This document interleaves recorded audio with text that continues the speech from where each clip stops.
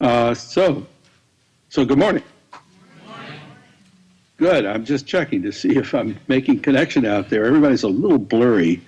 Maybe it's the hour, but maybe not. Anyway, good morning. Francesca, it's nice to, I can't see you, but hear you.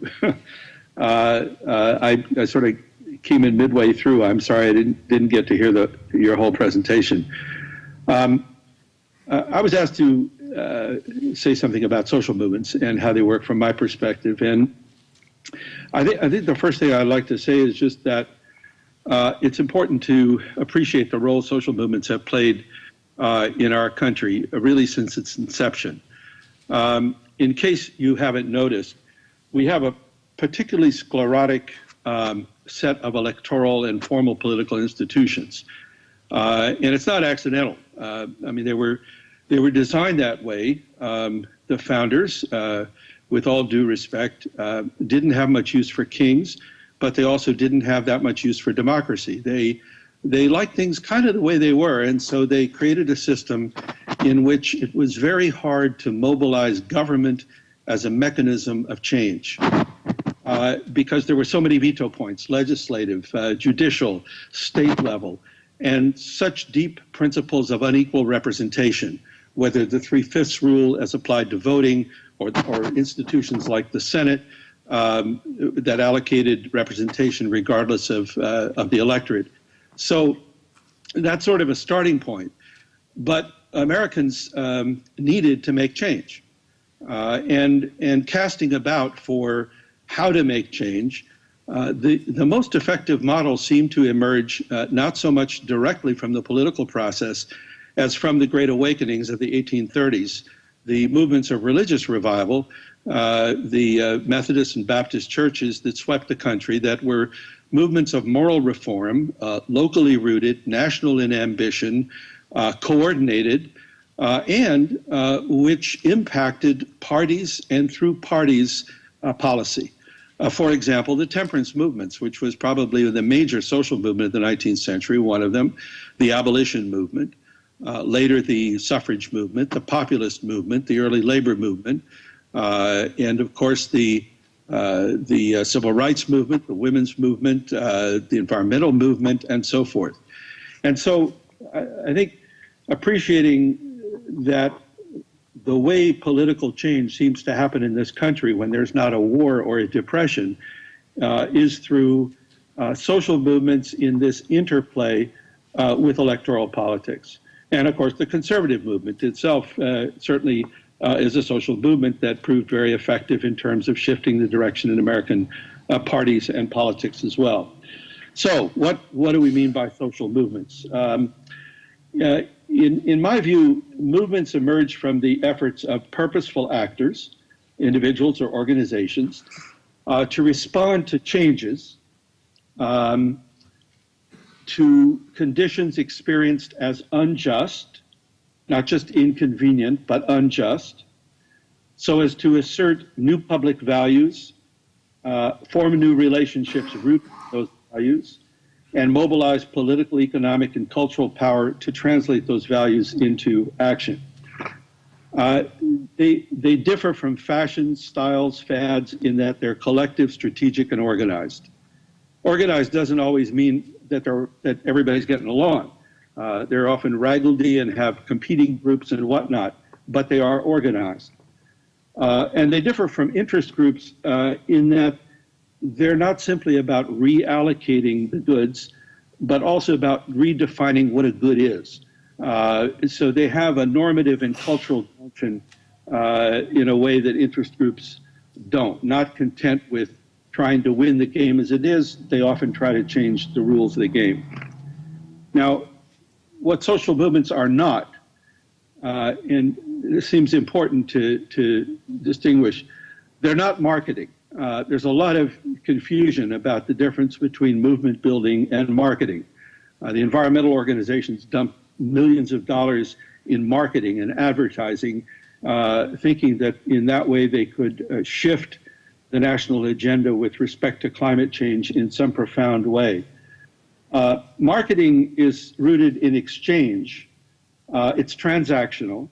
It's buy my idea or give me your vote or buy my product, and it leaves people unchanged, builds no capacity. It's kind of a form of mobilizing for the moment. It's a form of acting upon people. It's where messaging comes in. Movement building, on the other hand, is rooted in relationships. It's relational. It's about building relationships among people, relationships that are about change, that actually change people, that don't leave people as they were, but are transformational in some way, and that do build capacity. So it's very important to distinguish. Mobilizing versus organizing is another one of those important distinctions. I met the other day with the people from Sandy Hook, the Sandy Hook parents, who were concerned that right after that horror, there was enormous mobilization around gun violence, came up, went away, because what it was confronted with was 13,000 local gun clubs of the NRA. That's organization, which is very different than momentary mobilization. And so movements that get purchased and that succeed in making change go beyond mobilizing to organizing, and in that way create capacity for ongoing and sustained change. And because they're strategic, they structure their efforts uniquely in both space and time. In space, successful movements combine local action with regional and national purpose. It's E.E. Schatzschneider, the political scientist, pointed out that elites always try to localize conflict because they're likely to have an advantage in that setting. Insurgents are always trying to create turfs that are translocal because it creates more opportunity to create a playing field in which you can find leverage. Civil rights wasn't run in single city by single city in the South. It was won by linking cities across the South and, yes, mobilizing support in the North. And since participation rather, rests on moral suasion, more on economic or political coercion, the outputs of movements depend on voluntary, motivated, and sustained effort. So their authority structures are also have to be based more on leadership that can motivate commitment than assert control. So there's something about the structures and the way leadership is exercised in movements that's different from more conventional organizations. In time, they seem to find a way to make use of our scarcest resource, which is time, through the mechanism of the campaign, and which is different than setting up a program. Because a campaign takes things in one state and leaves them in a different state. It's about change. And rarely do you start a campaign with all the resources you need to win it. You are developing the capacity and the resources you need to win it in the course of doing it. It's as if a politician would wait until he had all the money needed to win the campaign at the very end to begin. It's not how it works. There's a capacity building in the course of it. It's kind of what Stephen Jay Gould distinguished between what he called time as a cycle, the rhythm of continuity, and time as an arrow, the rhythm of change. And social movements operate in the rhythm of change. Now, at the heart of social movement activity is social movement leadership. There's always the folks who step up, who accept responsibility, who care deeply enough to commit, who begin to do the work of enabling others to join them to achieve purpose under highly uncertain conditions. It's challenging to accept leadership in a social movement. And I'm not talking about people going off in a little corner and having their little echo chamber. I'm talking about a more evangelical, perhaps, understanding of what social movement leadership is all about. And social movement leadership, when successful, focuses less on the question of what's my issue than who are my people. Because movements are built by people, they consist of people, and their cause is people. And You know, that's what it always comes down to. Excuse me, I'm going to have a little Coke here. Don't want to look like Mark Rubio. Don't want to get into that state. So first, the focus on people, sort of saying, who are my people? And then second is, what's the challenge that's provoking concern from their perspective, not just my perspective, from their perspective. And then thirdly, and this is very important, how can they use their resources to create the power they need to solve that problem, to address that? See, it's an approach that's different from saying, how do I mobilize the resources of the powerful to solve the problems of the powerless? How do I mobilize the resources of the powerless to generate the power needed to confront the powerful and solve the problem that way? Because since movements are about creating new voices, asserting new values, they're inherently insurgent undertakings. And as insurgent undertakings, they have to find new sources of power, new sources of capacity, and often new leadership. And so that dynamic requires a not just much greater commitment, but also much greater creativity. Now, what we find is that there's sort of 5 core practices involved in movement building and organizing. Sorry, my light, there we go.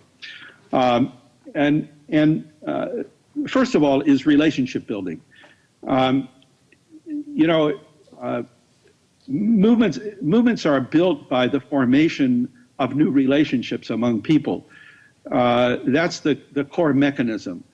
People moving other people, examples of people moving other people. But at the heart is the skilled, intentional purpose forming of relationships, and then building social networks from those relationships, especially if we're talking about insurgent movements.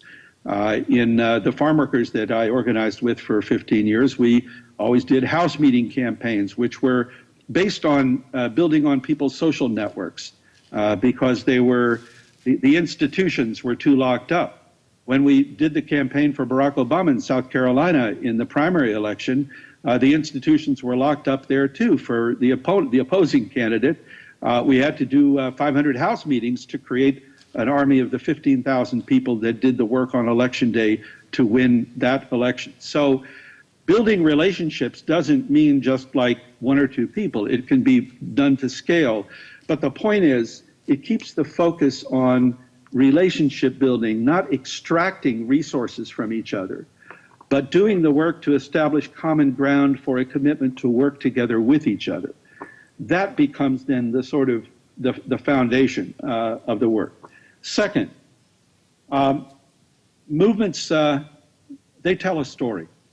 They tell a story they articulate the challenge that is to be faced and bring alive the values to be drawn upon in order to find the moral or emotional resources to confront that challenge through the use of narrative. Narrative is how we learn to make choices, in fact, how we learn to engage with, how we learn to access the emotional resources we need to engage urgent challenges for which we're not prepared. Our natural response to the unexpected is anxiety, and our default response to anxiety is fear. Well, through culture, we've learned to access other emotional resources that can counter fear with things like hope and empathy and a sense of self-worth. Narrative essentially is about how we understand agency and how, in particular, we understand the emotional resources required to exercise agency, whether as individuals or whether as communities or whether as movements. And so by learning, so when we tell stories, we're not just making a point to the head. Because we can identify with the protagonist of the story, the heart is also responding. And so the work of stories is in the domain of values and values understood as emotional in content. We map the world cognitively, that's true, but we also map the world affectively. And our affective mapping of the world is where value lies. And so values we need to understand not as intellectual abstractions, but rather as experienced emotional relationships to experiences, objects, and people.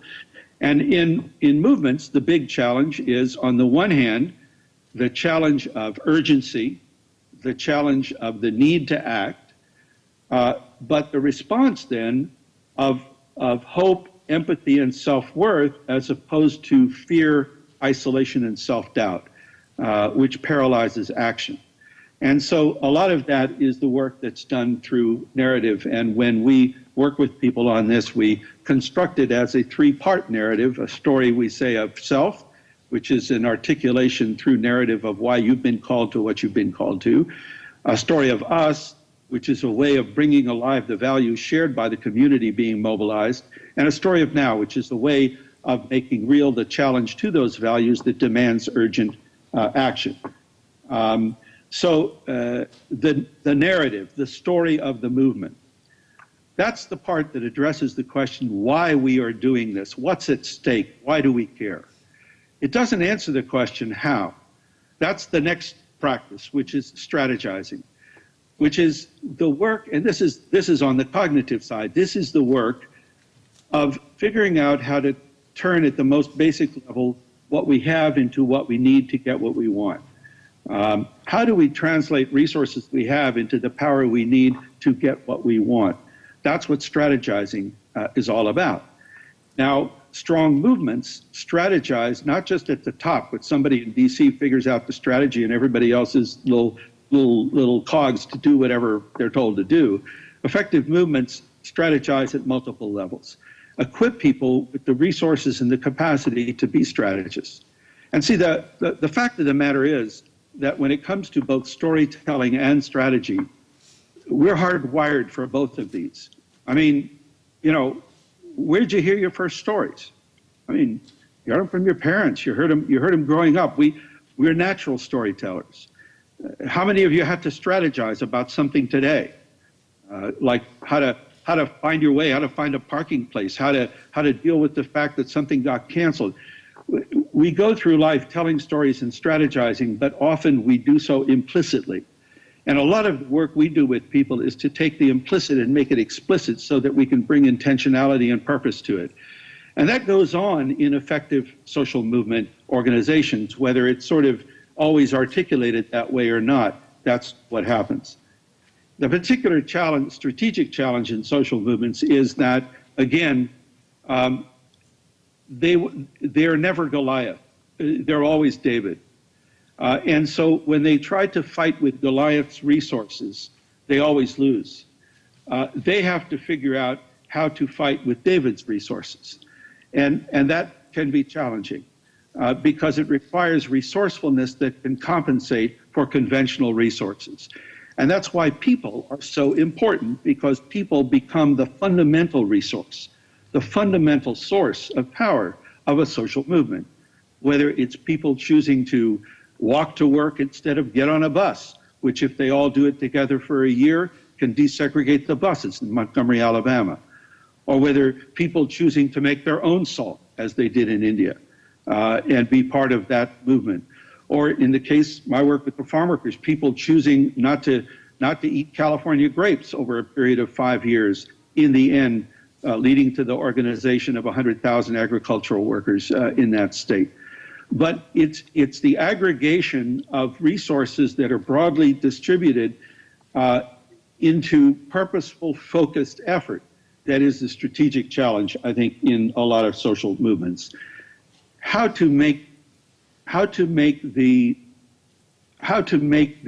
important urgent is often the issue, and we can talk more about that. Fourth, action. Unless strategy and story and the relational foundation turn into effective, clear, measurable, recognizable action, nothing much is happening. I mean, in an election, of course, you can count votes, but you can also count people coming to rallies. You can count people showing up at meetings. You can count people signing petitions. You can count lots of things. And I was trained in organizing and in movement building that if you couldn't count it, it didn't happen, because you then have no way of measuring your effort. And that means you have no way of learning, because you can't evaluate if you're making any progress or not. And so the need to translate strategies into clear, achievable objectives through which we can recognize our progress or not is important. And finally, the fifth is structure, is designing structures that can support these four other practices effectively. And, you know, a lot of us suffered from the understanding that structure meant one person telling everybody else what to do. And so my generation reacted by thinking that structure was evil. We don't want any structure.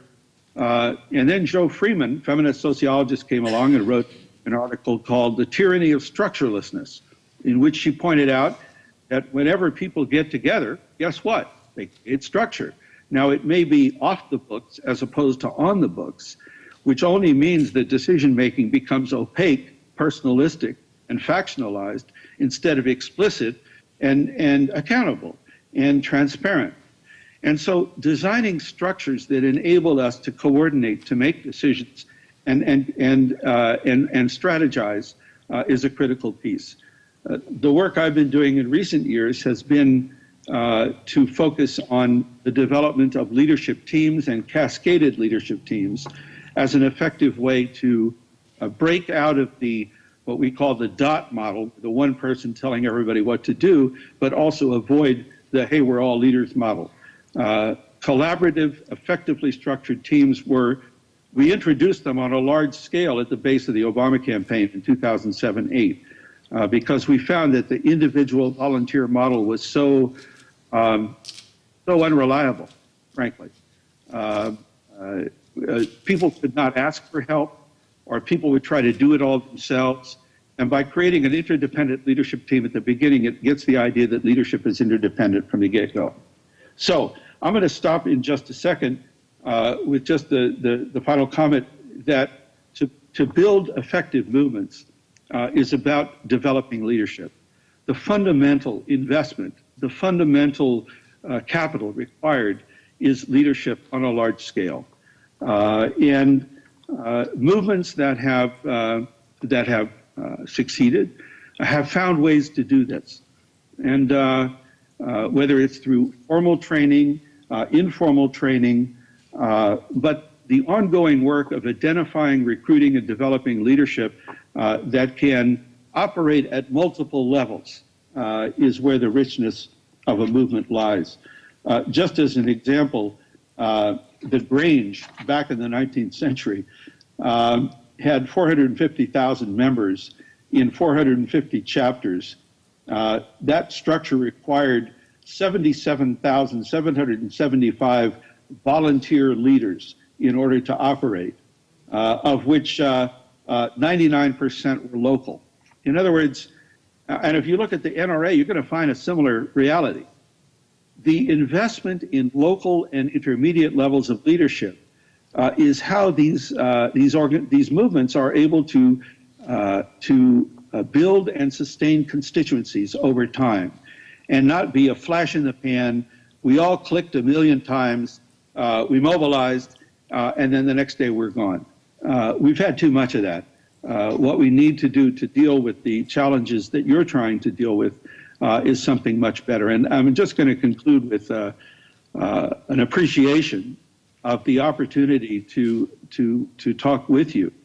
Walter Brueggemann, the Protestant theologian, wrote a book called The Prophetic Imagination, and in it he argues that transformational vision occurs, he says, at the intersection of two factors. One is criticality, which is the perception of the world's hurt, of its pain, of its limits, coupled, however, he says, with hope, a sense of the world's possibilities and of its promise. One without the other doesn't yield the energy for change. And when I think of people called to healing, as you are, you confront the world's pain daily, and you have to be sources of hope. So the promise that you have as a source of energy to shift this country in a different direction is, I think, enormous. And I hope you step up and take the leadership that I think can be yours. Thanks very much.